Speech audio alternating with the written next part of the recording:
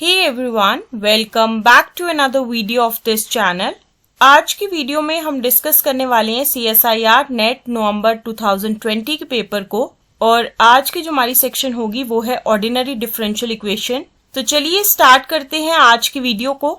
आज का जो हमारा क्वेश्चन है वो बेसिकली कुछ इस तरीके का है। इसमें जो है हमें एक डिफरेंशियल इक्वेशन दी गई है जिसकी फॉर्म कुछ इस तरीके की है x square into y double dash minus 2x into x plus 1 into y dash plus 2 into x plus 1 into y is equal to 0। और इसी के साथ ही हमें एक और चीज दी गई है कि अगर ऐसा हो जाता है कि जो पॉलिनोमियल है वो सोल्यूशन हो इस डिफरेंशियल इक्वेशन का, तो उस टाइम पे हमें बताना है कि जो डिग्री होगी उस पॉलिनोमियल की वो बेसिकली क्या होगी। और इसके लिए जो है हमें 4 ऑप्शंस दिए गए हैं। सबसे पहले ऑप्शन ए में दिया गया है कि ये जो है वो 1 के बराबर होगा, ऑप्शन बी है 2, ऑप्शन सी है 3 और साथ ही साथ ऑप्शन डी में दिया गया है कि ये जो है 4 के बराबर होगी इसकी डिग्री। तो इस क्वेश्चन में क्या है कि बेसिकली 4 ऑप्शंस दिए गए हैं और हमें बताना है कि इन चारों में से करेक्ट आंसर क्या है। तो चलिए डिस्कस करते हैं इस क्वेश्चन के सोल्यूशन को। सबसे पहले तो हम एक रिजल्ट के बारे में डिस्कशन करेंगे जो कि हम यूज करेंगे इस क्वेश्चन के लिए, और वो रिजल्ट कुछ इस तरीके का है कि अगर हमारी डिफरेंशियल इक्वेशन की फॉर्म जो है वो इस तरीके की हो d2y by d x square plus p into d y by d x plus q y is equal to 0, और हम मान के चलेंगे कि ये जो इक्वेशन नंबर स्टार है जहाँ पे p और q जो है या तो वो फंक्शंस है x के या तो वो कॉन्स्टेंट्स हैं, तो उस टाइम पे हम ये चीज कहेंगे कि y इक्वल टू एक्स की पावर m जो है वो सोल्यूशन होगा हमारी इक्वेशन स्टार का, अगर ये सेटिस्फाई करता होगा इस कंडीशन को m into m minus 1 plus p into m x plus q x square is equal to 0 होना चाहिए। इसी स्टेटमेंट का अगर मैं पर्टिकुलर केस लूं तो सबसे पहला केस ये होगा कि अगर मैं इसमें m की जगह 1 लेती हूँ तो मैं ये चीज कह सकती हूँ कि y इक्वल टू एक्स जो वो सोल्यूशन होगा हमारी गिवन इक्वेशन स्टार का, अगर ये सेटिस्फाई करता है इस कंडीशन को कि p प्लस क्यू एक्स जो है वो 0 के बराबर होना चाहिए। दूसरे केस में क्या है कि अगर मैं m की जगह 2 लेती हूँ तो उस टाइम पे y equal to x square जो है वो सोल्यूशन होगा हमारी इक्वेशन स्टार का, अगर वो सेटिस्फाई करे इस कंडीशन को 2 plus 2px plus q x square जो है वो 0 के बराबर होना चाहिए। और इसी तरीके से जो है मैं फर्दर केसेस ले सकती हूँ जिसमें हमारा m जो है वो इक्वल टू होगा 3, 4, 5 एंड सो ऑन। तो ये वो रिजल्ट है जो कि हम यूज करेंगे आज के क्वेश्चन के लिए।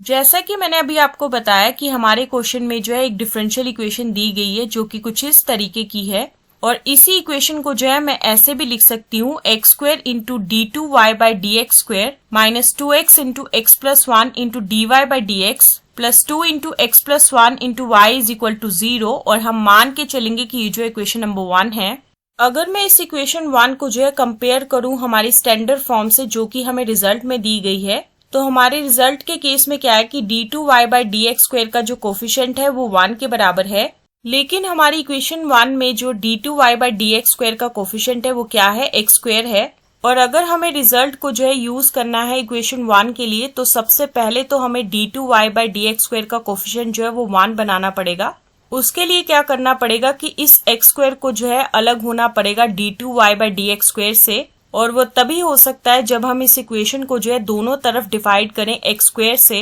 ताकि इक्वेशन 1 जो है वो कुछ इस तरीके की बन जाए d2y by d x square minus 2 into x plus 1 divided by x into d y by d x plus 2 into x plus 1 divided by x square into y is equal to 0। तो finally इसमें क्या हुआ कि d2y by d x square का जो coefficient है वो 1 के बराबर हो गया है। अब हम कंपेयर करेंगे इस इक्वेशन को हमारी स्टैंडर्ड फॉर्म से जो कि रिजल्ट में दी गई है d2y by d x square plus p into d y by d x plus q y is equal to 0। इस इक्वेशन के केस में क्या है कि हमारा p जो है वो बराबर है minus 2 into x plus 1 divided by x के, और साथ ही साथ q जो है वो बराबर है 2 into x plus 1 divided by x square के। जैसा कि इस क्वेश्चन में ऑलरेडी गिवन है कि जो पॉलिनोमियल है वो सोल्यूशन है हमारी गिवन डिफरेंशियल इक्वेशन का, तो अब हमें इस क्वेश्चन में बेसिकली ये बताना है कि जो डिग्री होगी उस पॉलिनोमियल की वो क्या होगी।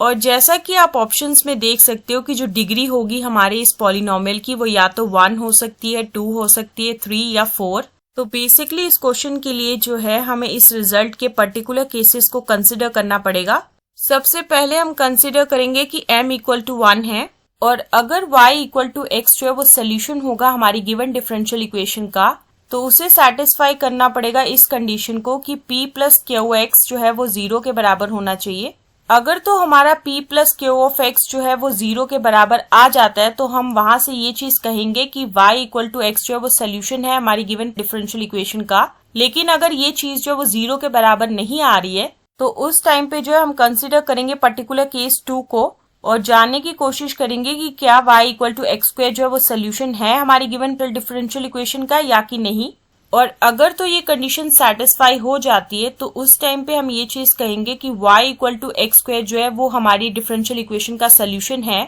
और अगर ये कंडीशन नहीं सेटिस्फाई हो रही है तो यहाँ से ये चीज होगी कि y equal to x square जो है वो सोल्यूशन नहीं होगा हमारी गिवन डिफरेंशियल इक्वेशन का। तो उसके बाद जो है हम आ जाएंगे केस नंबर 3 की तरफ और उसमें भी जो है हम वैसे ही प्रोसीड करेंगे जैसे हमने केस नंबर 1 और केस नंबर 2 के लिए किया था। अगर ये केस नंबर 3 जो है वो पार हो जाता है तो उस टाइम पे हम ये चीज कहेंगे कि y equal to x cube जो है वो सोल्यूशन होगा हमारी गिवन डिफरेंशियल इक्वेशन का। लेकिन अगर ये गलत हो जाता है तो फिर उसके बाद जो है हम प्रोसीड करेंगे हमारे केस नंबर 4 की तरफ और इसमें भी जो है हम वही चीजें करेंगे जो कि हमने की थी हमारे केस नंबर 1, 2 और 3 के अंदर। और इसके आगे तो हम फर्दर प्रोसीड भी नहीं करेंगे क्योंकि हमारे ऑप्शंस में जो है डिग्री दी ही नहीं गई है 5 की। तो इसका मतलब ये है कि हमें इन 4 पर्टिकुलर केसेस में ही हमारा आंसर मिल जाएगा। अब देखना ये कि हमें कौन से पर्टिकुलर केस में जो है हमें आंसर मिलता है इस क्वेश्चन का।